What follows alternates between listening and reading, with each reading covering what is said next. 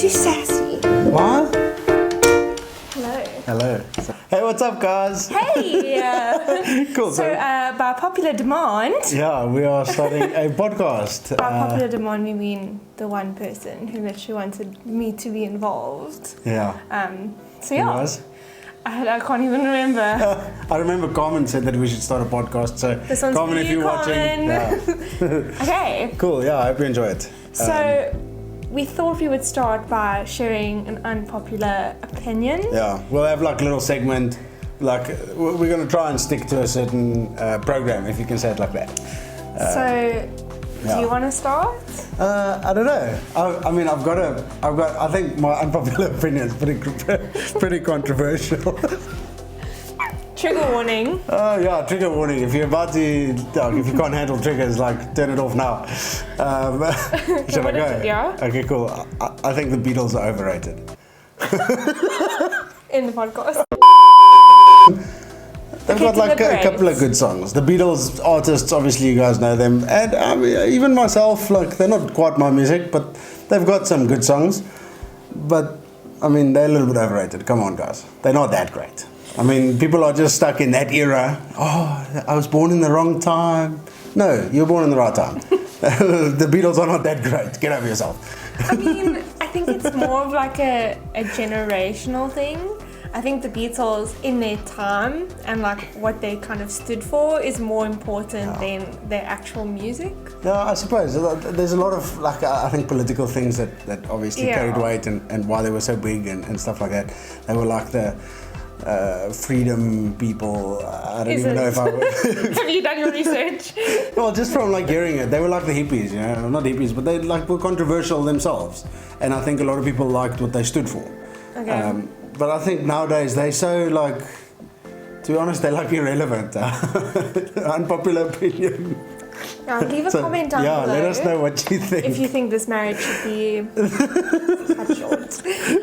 So my unpopular opinion, I have two. Yeah. So one we discussed last night, which is that 2-minute noodles should be cooked until all of the water is gone so that they can have the maximum amount of flavor. You shouldn't cook them and then eat them like a noodle like broth. Yeah. You should, because it just loses its flavor. Also, Yeah, to be honest, I have to agree with you on that one. But also, one thing that I must just mention is that don't put like this much water in no. and then cook it for 10 minutes until all the water is gone and then have it, because then you're going to end up with mush. Yeah. So you got to have like just enough water, and if you cook it for like a minute, preferably in a pot. I don't know, another unpopular opinion. Noodles should be cooked in a pot and not in the microwave. The microwave is kind of like, it's dodgy. Like I feel like you only use your microwave to defrost food. Otherwise, Microwaves are so underrated. otherwise your food is nuked. Like it's Yeah. like I don't believe in microwaves. Yeah, no. There's another one. Oh, damn, this is crazy. But my other unpopular opinion Yeah. is that coffee should not be served cold. Like iced coffee. frappuccinos, coffee Oh, no. milkshakes, You're cold wrong. brew. I'm sorry, You're it wrong. just doesn't taste good. You're wrong. Coffee, I mean, I like coffee, normal coffee. To be honest, I'm a little bit of a coffee snob. I don't drink bad coffee. Like, I never liked coffee growing up, and then I got into coffee because some coffee actually really tastes nice, but some coffee tastes like rubbish. You know? Don't give me some Fresco. No offense. Like, bless you, but I don't want your Fresco. What's the other one? Coffee. Yeah, Rick coffee. Which isn't even coffee. Yeah, so plunger coffee, or we've got an espresso machine, which also I must very strongly say there are literally like 2 or 3 flavors or whatever that I like. The rest of it is like, meh. So it's not like I'm this big Nespresso fan either. Okay, back to my point though. Yeah, what was your point? Coffee should not be in cold beverages. Yeah.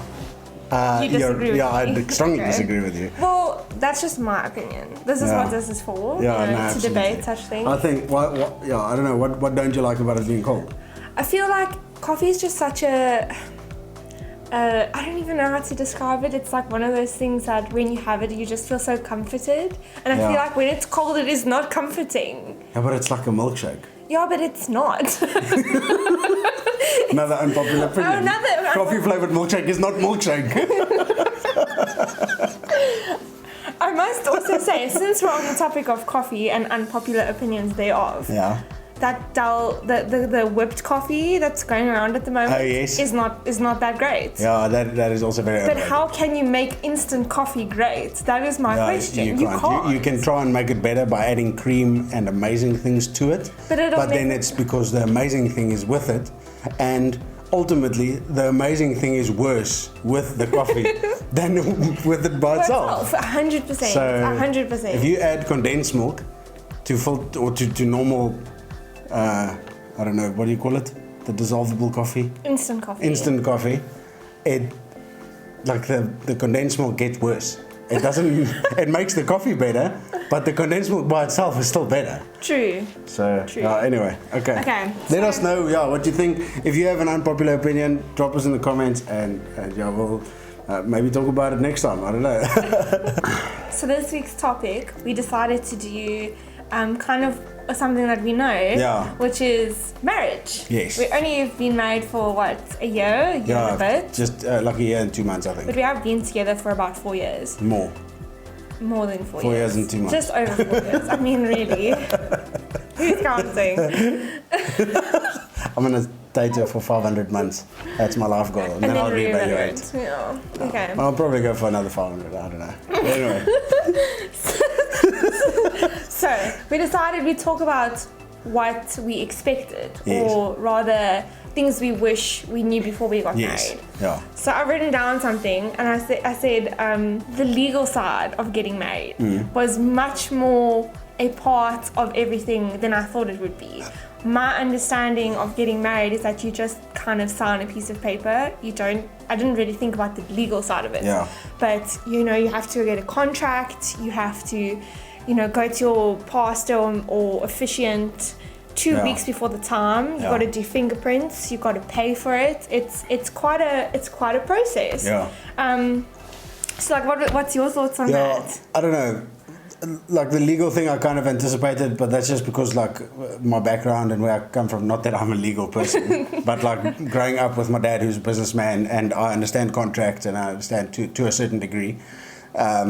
I think that wasn't too much of a shock for me. I think that the shock for me was more like, for us at least, my experience was that I had built up this like picture of what marriage is going to be like, because I was like, from a young age, I was like, I'm going to get married, I want to find the right one, and it's going to be like lekker and it's cool, and we're excited to get married. So you kind of, without even trying, you dream about marriage. You dream about how great it's going to be, and then it's not that it doesn't live up to the standard, because marriage is great, and I would really advise anyone, if you guys love each other and you feel like you want to get married, do it. Like, it's worth it.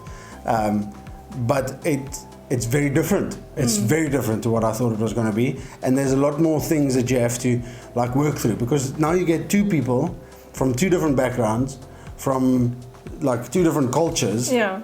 And like you've dreamt about this your whole life, and I've dreamt about this the whole life, and like now all of a sudden our dreams are not aligning, and that causes friction. Yeah. And if you are not willing to like deal with that, like, just talk with it, just talk. And it's not always that you have to compromise, and it's not always this big thing and whatever. Sometimes the smallest issues become the biggest things because we don't talk about it. Yeah. Just talk. And sometimes it is difficult talks, and I don't like it personally, because sometimes it ends up in fighting, and I don't like fighting because it's a negative connotation in my mind. But just do it. Just talk. Just conversation. Just get it all out, and then you'll see after an hour or maybe longer. Normally longer.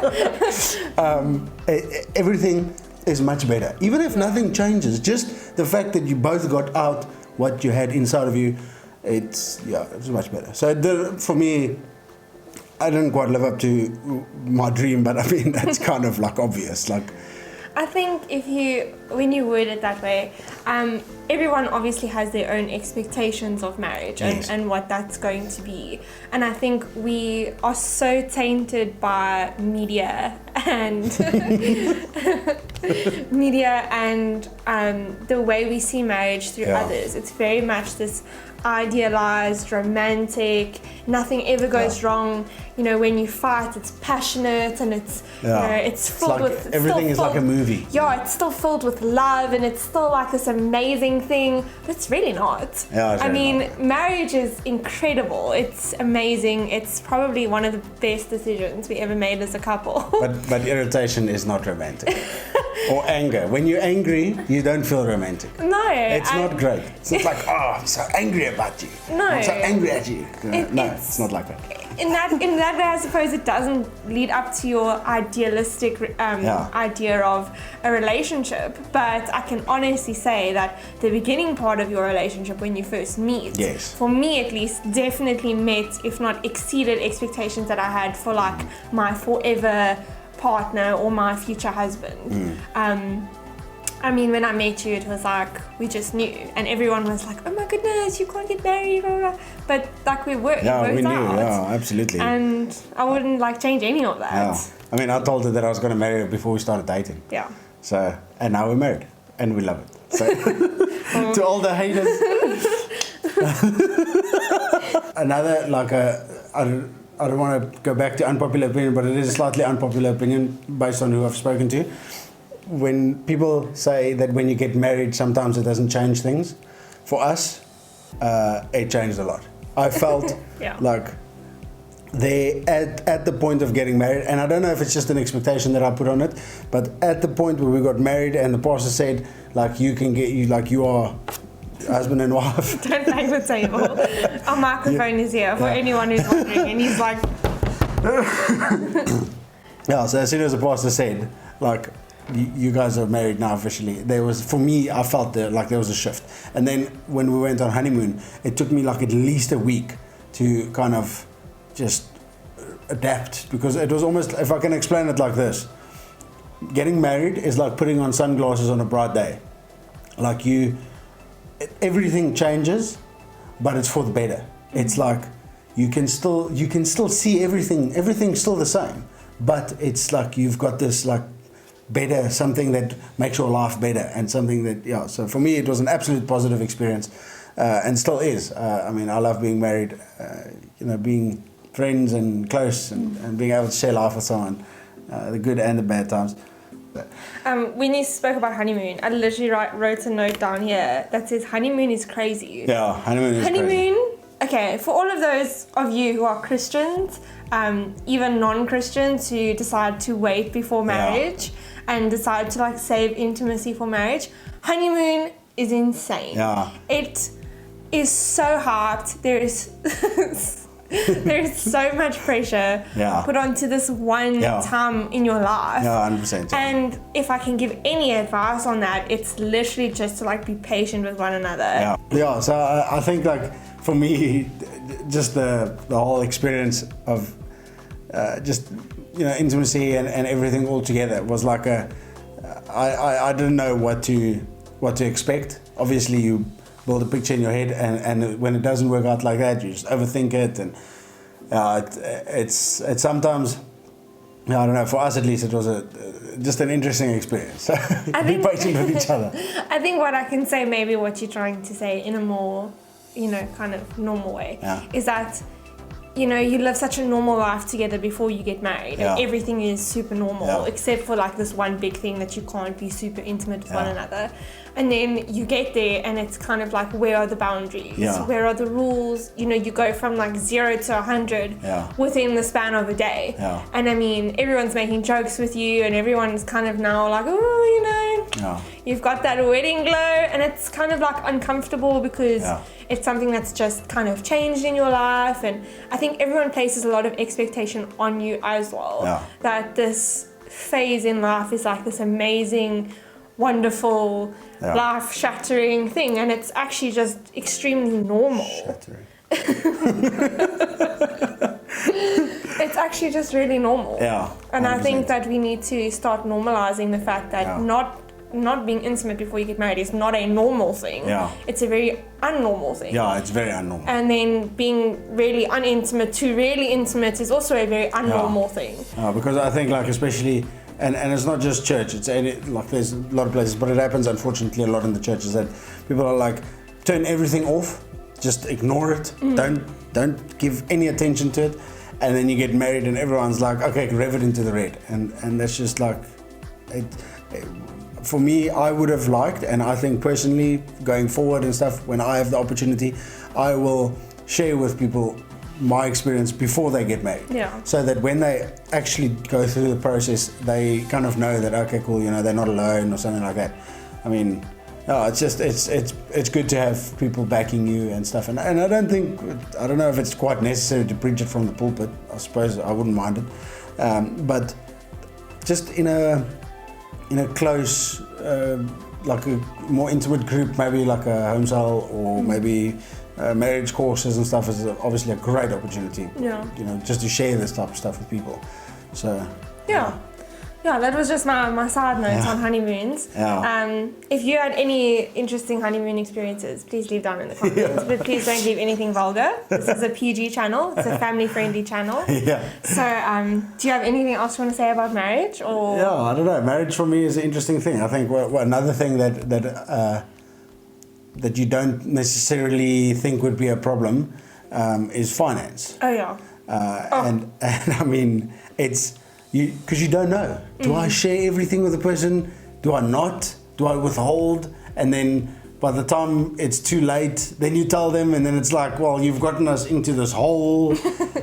Talking from experience. Yeah, so not me. Yeah. But yeah, the thing is like finance, and I think that it's good to communicate about finance. It's something that we had to figure out, and we're still figuring it out, but we've come a long way in the sense that we kind of leave each other to deal with our own finances and stuff like that. We still talk about it, the more important things, like before I go buy guns and stuff. Now I talk to her, and I don't just not talk to her, because I used to just go buy guns. Like she'd be like, can we go out for a date? And I'd be like, no, we don't have enough money. And then the next day I'd be like, baby, I bought a gun. So, but anyway, I've come a long way. It's okay. That wasn't that long ago. What I will say, yes, I think finance is a really good topic, a really good point.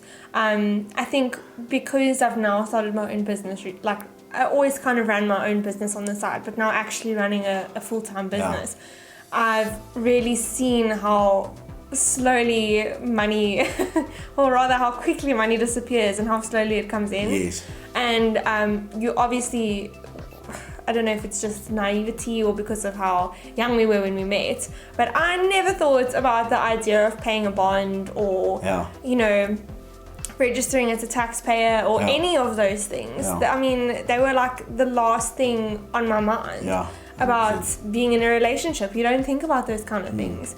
And it's like, not that I ever expected anyone to give it to me. It was more just like I rather expected that over time we would kind of just, things would just happen. Yeah, things would just kind of work out, and that's not how it works. There are things to pay constantly. And I think it's really important that you talk about it, and we do talk about it.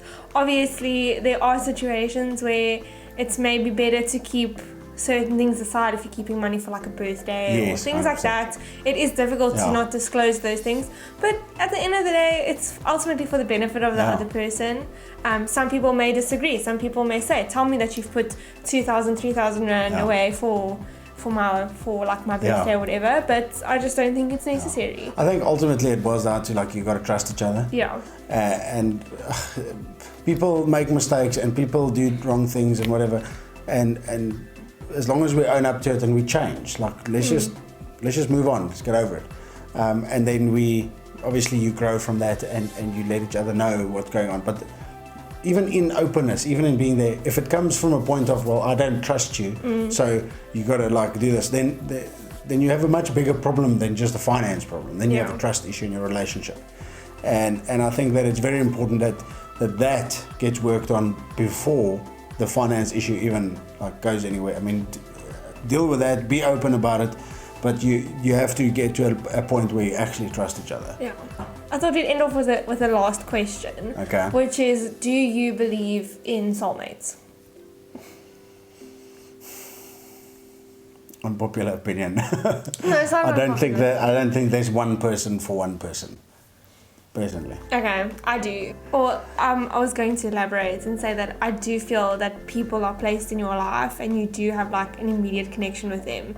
You know, like us, Yeah. where there's just this undeniable connection between the two of Yeah. you, and then you get married, and Yeah, that's 100%. like you live your life together. Yeah. However, if like something does happen to your partner, or Yeah. things don't work out the way you expected, like I do believe Yeah. that you can find someone else like that. Yeah. So I don't believe there's one person for one person necessarily, and I'm not saying that I necessarily agree with the idea of soulmates, but I do believe that like you can find someone who you were meant to be together with. If that makes Yeah, sense. no, 100%. I must just elaborate on my Stern answer. on my stern of answer of cheekiness. saying that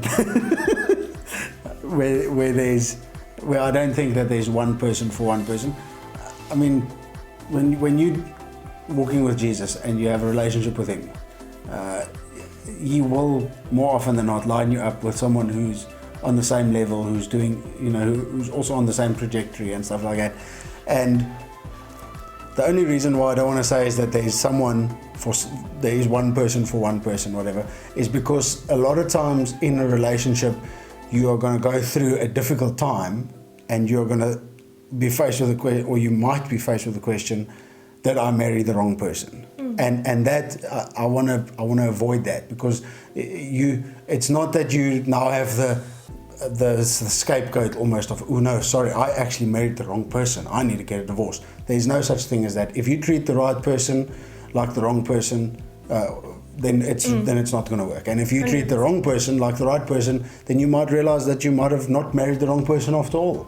If both people are not like putting in their all to make it work, obviously then it's not going to work. Yeah. So the point that I want to make is that it's not that I am saying, you can just be with whoever you want or something like that. In fact, it's the opposite. That when you have chosen to be with someone and you have chosen to take the step of marriage, with each other, you can't use it as a scapegoat saying that, oh no, I think I might have married the wrong person. Because it's all about, working together.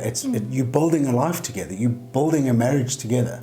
And if you think that you're going to get married, be one of these couples that are married for 50 years or 60 years and be happy just by it like happening, and fairy tale meet the right person and you whatever, it doesn't always work like that. You have to actually work at it. So yeah, I think that's pretty much it for like this little segment. If you're listening or watching or whatever, if you have any questions, let us know in the comments. Send us a message, and we'll chat. We'll take it from there. Let's have like an open conversation. Like and it's not just marriage. Next time or whatever, we're going to talk about something completely different. No, we don't know yet. So any suggestions? Just we'll throw talk them about our it. way. Hashtag Tiger King. No, I'm just joking. A little bit too controversial. This is a PG channel, by the way. We will not do anything overly controversial. I know our hot takes or popular opinions for today were maybe a bit wild for you. But I don't think we'll verge onto Tiger King unless it's very highly requested. We have watched it. We've watched a lot of controversial TV things, actually. We've watched that Bikram thing, the Bikram an old yoga, country. Wild Wild Country. Yeah, that it was was great. So maybe we will talk about some controversial things, but whatever. The thing is that the whole point of us doing this podcast is that we feel that we can share something with you guys that will benefit you. And whether you're listening to this on the way to work, or whether you're listening to this, in the morning while you're getting ready, or at night time after you've gotten ready for bed and you're lying there and you just want to like switch off, that's the goal. That's what we want to give to you guys. We want to like impart what we have and what we've learned to benefit you, and to like ultimately let's grow together. Let's grow up. This is helping us grow, and it's helping you grow, and your comments will help us grow. And like if we have this like relationship, then things will work. So I think it's also just about having fun. Yeah, absolutely. I mean, we're in lockdown. It's days 900 and 500 and 600 and whatever. So we're just doing this for fun. We're just doing April this. '98. Yeah, we're just doing this to spend time together. We're doing this to like have fun. It's not a serious thing. It's not a I mean, it's a little bit serious, but it's fun. Yeah, it's fun. That's the point. It's okay. That's marriage for you. Yeah. Serious but fun. Yeah. So, as Cool. Hendrik would say, bless you guys. Yeah, sure. Have an awesome week. Yeah, absolutely. We'll see you guys soon.